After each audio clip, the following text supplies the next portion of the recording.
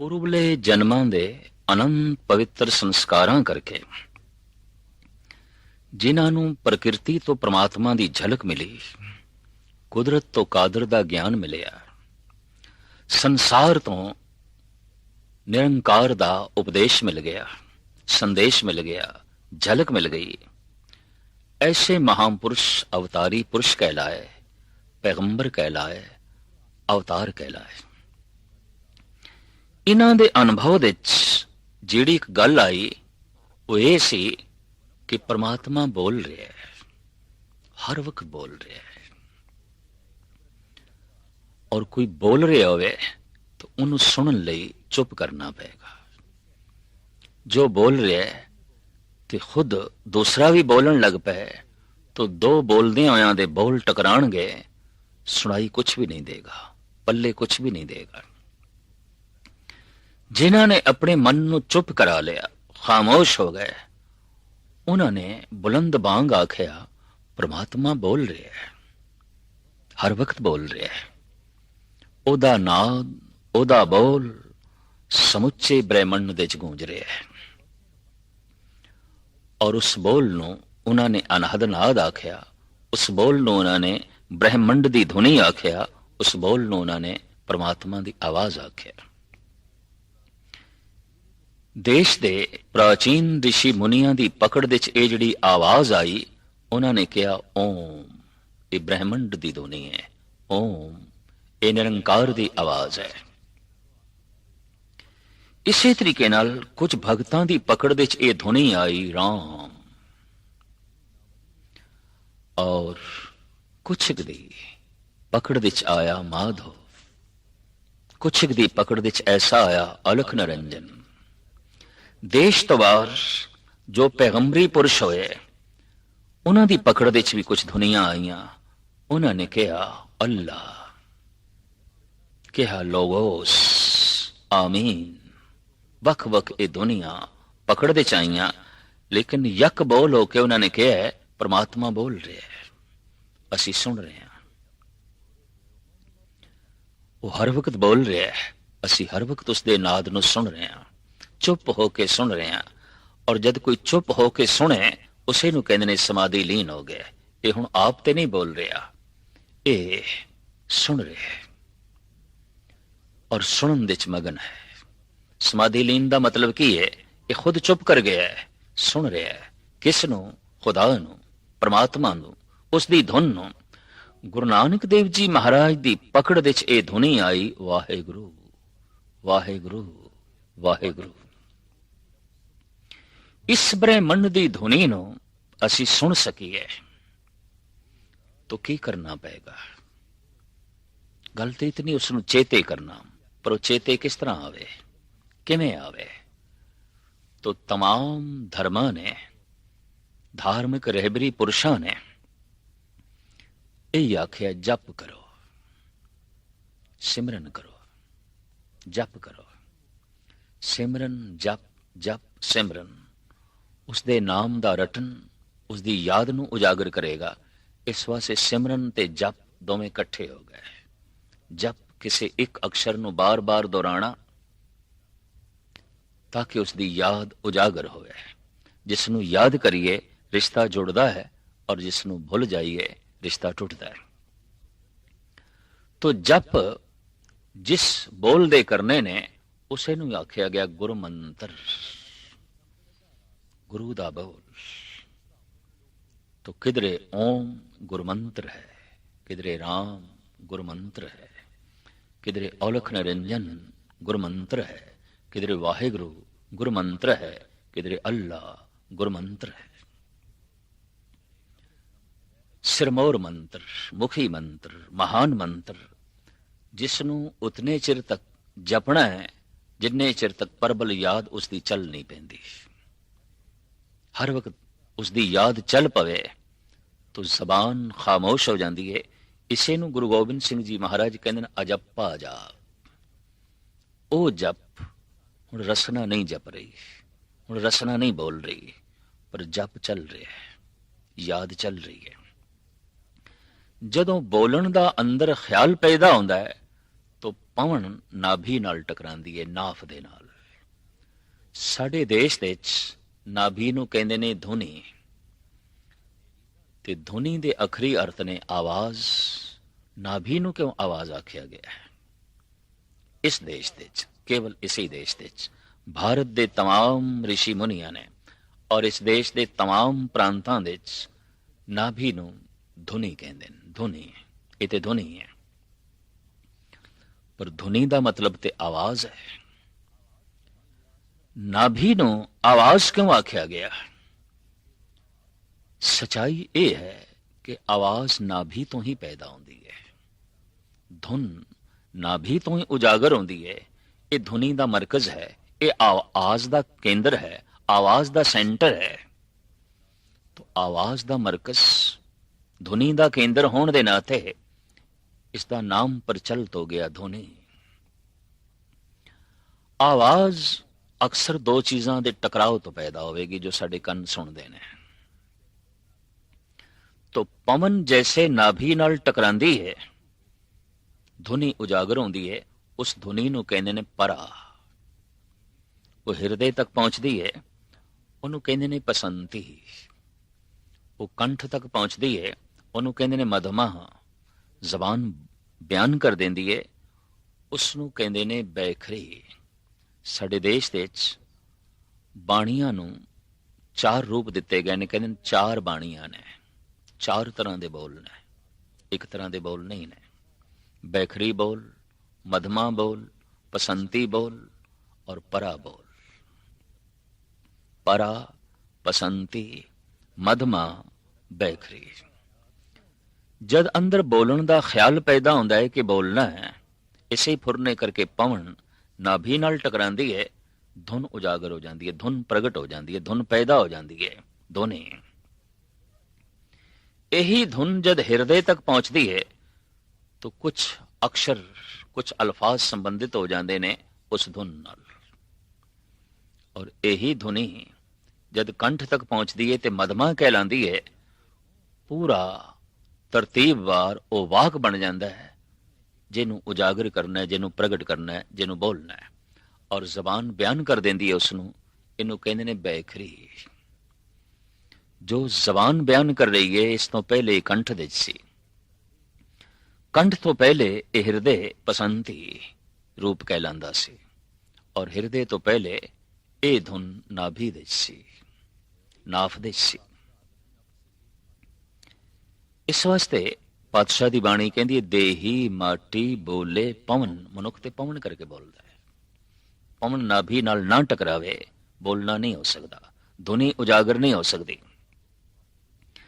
जैसे वाहिगुरु वाहिगुरु वाहिगुरु वाहिगुरु ऐसा कोई जप करना चाहता है, इस ख्याल दे पैदा होंदे ही पवन नाभि नाल टकरांदी है, धुनी उजागर हो जाती है और ये धुनी ऊपर उठती है और जबान दे राही बाहर प्रगट हो जाती है।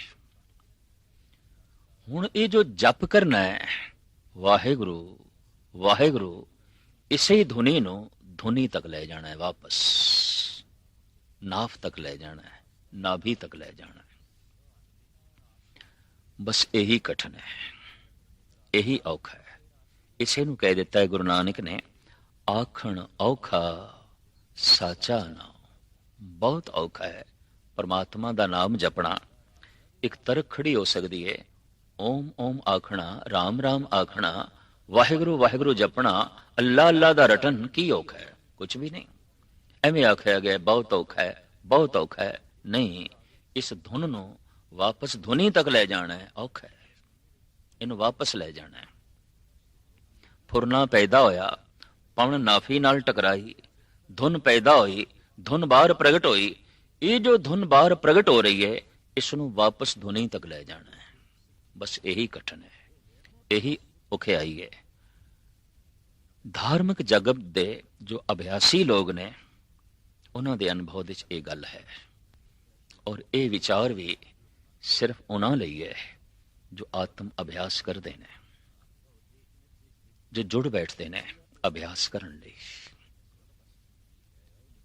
इस अभ्यास नूं ਸਿਮਰਨ ਕਹਿੰਦੇ ਨੇ, ਜਪ ਕਹਿੰਦੇ ਨੇ। ਤੋ ਧੁਨ ਨੂੰ ਵਾਪਸ ਧੁਨੀ ਤੱਕ ਲੈ ਜਾਣਾ ਹੈ। ਕਿਸ ਤਰ੍ਹਾਂ ਲੈ ਜਾਈਏ? ਜ਼ਬਾਨ ਦੇ ਰਾਹੀਂ ਜੋ ਧੁਨ ਬਾਹਰ ਪ੍ਰਗਟ ਹੋਈ ਹੈ, ਕੰਨਾਂ ਦੇ ਰਾਹੀਂ ਇਸ ਨੂੰ ਫਿਰ ਵਾਪਸ ਲੈ ਜਾਣਾ ਹੈ। ਗਾਵੀਏ ਸੁਣੀਏ ਮਨ ਰੱਖੀਏ ਭਾਵ, ਸਰਵਨਨ ਗੋਬਿੰਦ ਗੁਣ ਸੁਨੋ ਔਰ ਗਾਓ ਰਸਨਾ ਗੀਤ। ਹੁਣ ਸੁਣੋ,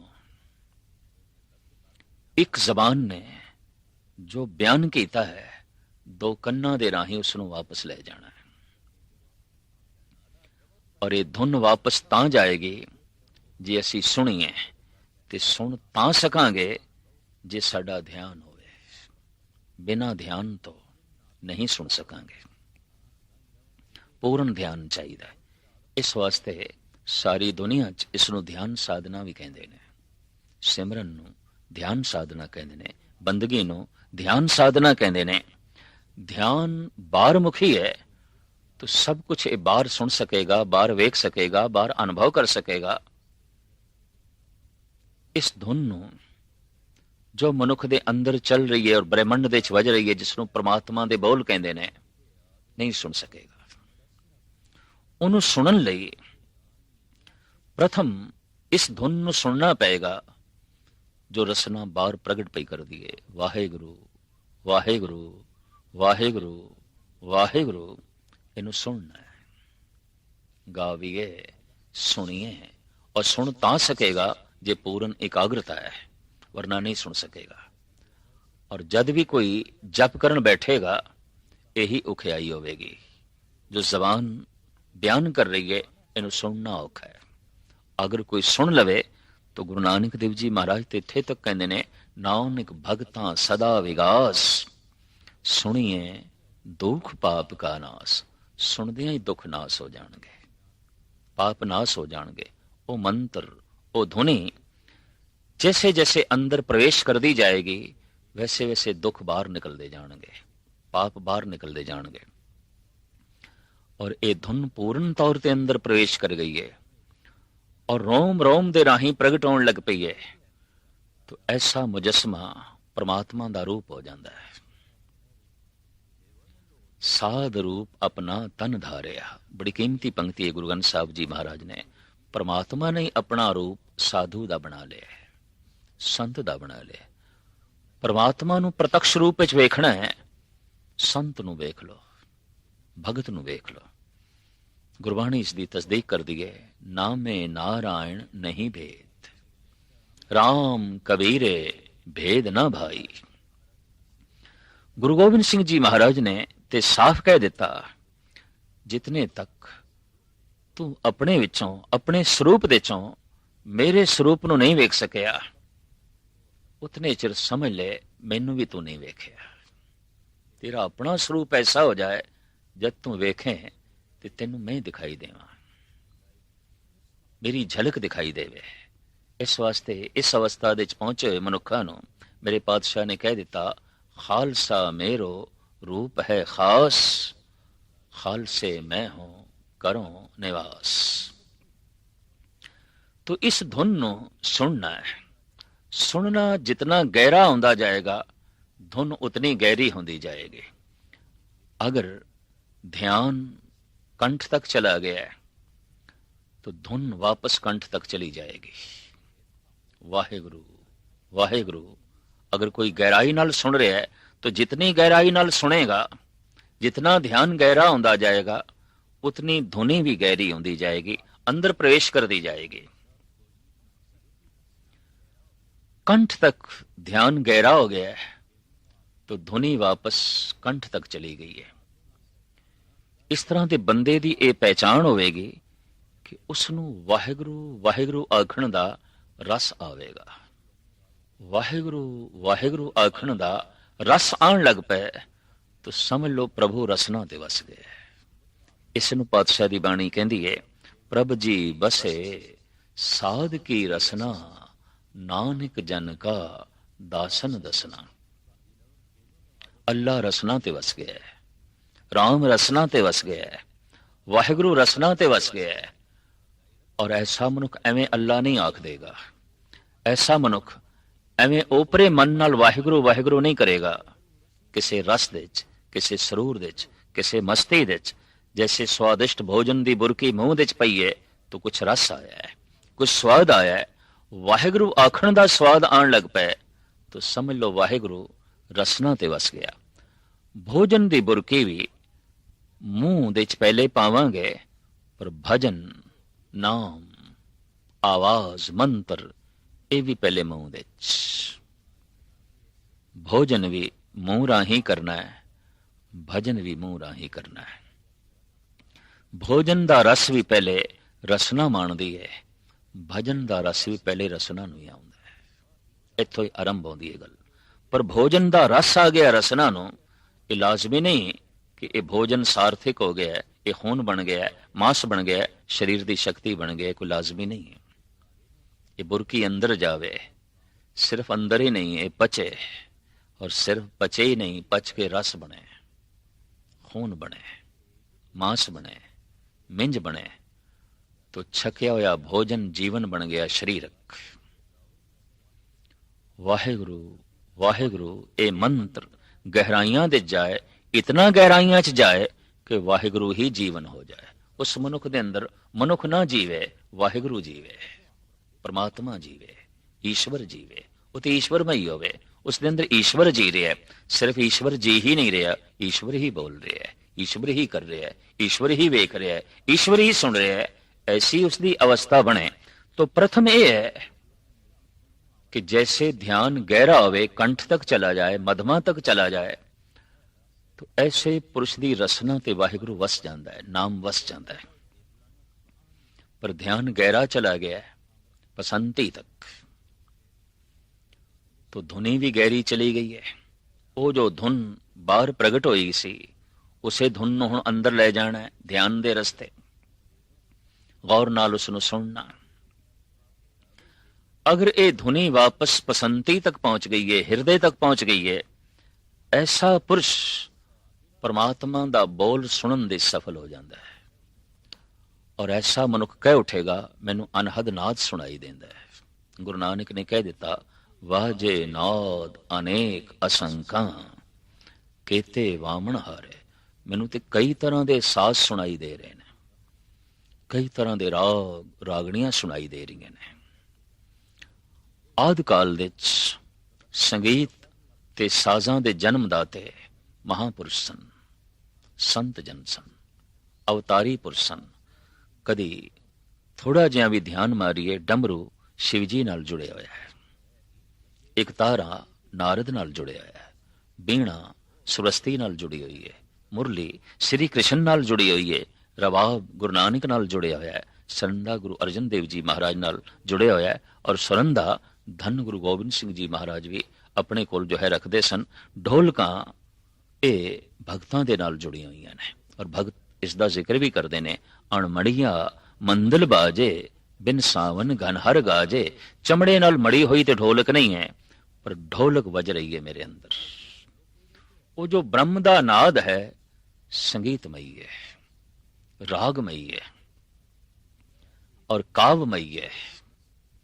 जो बोल परमात्मा दे इस अवस्था दे पहुंच के सुनदा है, वो संगीतमयी होंदे ने, गीतमयी होंदे ने। और यही कारण है कि परमात्मा दे उन्हां बोलां नूं जिन्हां जिन्हां महापुरुषां ने जगत दे प्रगट कीता है, उन्हां दी छाप अमर रह गई, क्योंकि उन्हां दे बोलां दे राहीं उन्हां दी हस्ती दा पता चलदा है। पर वो बोल काव्यमयी ने, संगीतमयी ने। हैरानगी है कि चौक दे बैठ के रविदास जुतियां गणदा है, पर जद परमात्मा दे बोल बोलदा है काव्यमयी, संगीतमयी। इस मोची ने, इस चमार ने संगीत कित्थों सीख लिया, कविता कित्थों सीख ली? नहीं, परमात्मा ही बोले है कविता दे रूप विच, परमात्मा ही बोले है संगीत दे रूप विच। जद ध्यान पसंती तक चला जाता है और धुन पसंती तक चली जाती है, तो इस तरह का मनुख अनहद नाद सुनता है, परमात्मा दे बोल सुनता है। हुण सिर्फ ये धुनी जो बाहर प्रगट हो रही है, ये धुनी तक पहुंचानी है, पसंती तक ते पहुंच गई है। जैसे ये धुनी तक पहुंचती है, नाभि तक पहुंचती है, नाभ पूरी खुल जाती है। और जैसे नाभ पूरी खुलती है, जबान बंद हो जाती है और प्राणों दे शब्द चल पैंदा है। एक शब्द मेरे प्राण बसत हैं, बहुड़ जन्म ना आवा। रसना ते खामोश हो गई, हुण जप चल रहा है। इसे नूं गुरु गोबिंद सिंह जी महाराज कहंदे ने अजप्पा जाप।